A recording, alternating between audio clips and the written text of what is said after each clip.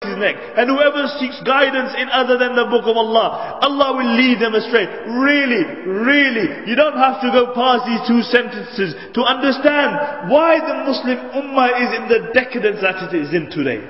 Do you? The Prophet ﷺ articulated this 1400 years ago, that when the Muslims will think that their honor lies somewhere else, that Allah will disgrace them.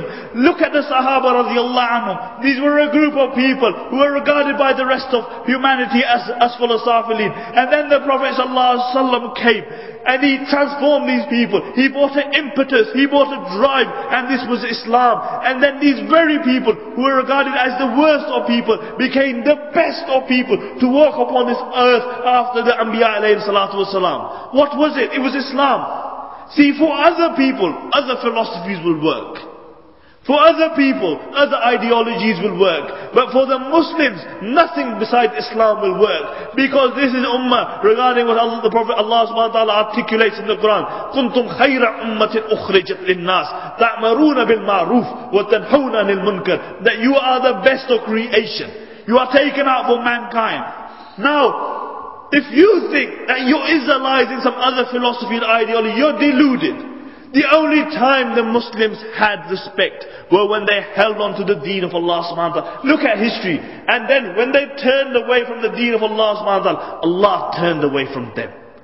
And this is why we find ourselves in the decadence that we do today. Look at the state of the Muslims. And until we realize that the problem that we have today is because we have turned away from Allah subhanahu wa ta'ala, and we go back to the Quran and the Sunnah, we go back to the words of the Prophet sallallahu alaihi wasallam and find our remedy. But the problem is that we look for remedies everywhere else other than where we should. And this is why we're in a sick state. Aren't we sick today? Aren't the minds of the youth confused? What should we hold on to? Aren't the hearts sick? Because society has many impulses. It will tell you, pull you in many directions. And then the more direction you go, the more confused you will be. Do you know what causes seasickness? Seasickness. Do you know what causes it? See, the ears send a message to the brain. That, you know when the boat rocks, that there's something wrong. And the eyes send the message to the brain, no, I see everything's fine.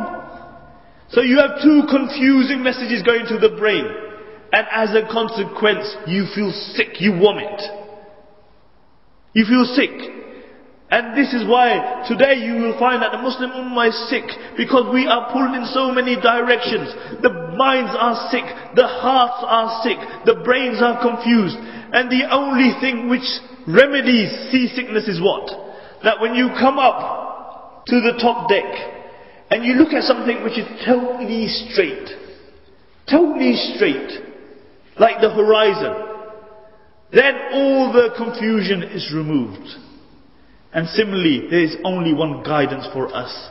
And Allah subhanahu wa ta'ala states this in the beginning of Surah Qaf. He says, Alhamdulillahi allazi anzala ala abdi al-kitaba wa lam yaj'al lahu iwaja. All praise be to Allah subhanahu wa ta'ala, who has revealed on the Prophet sallallahu alaihi wasallam, his servant, a book, and he has left no crookedness in it.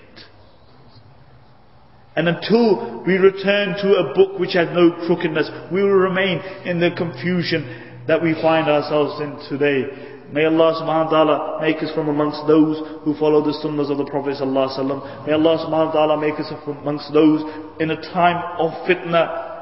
Go back to the book of Allah subhanahu wa ta'ala. May Allah subhanahu wa ta'ala keep us united in this dunya. And may Allah subhanahu wa ta'ala reunite us in Jannatul Firdaus. Subhanaka wa bihamdika nashhadu an la ilaha illa anta wa nastaghfiruka.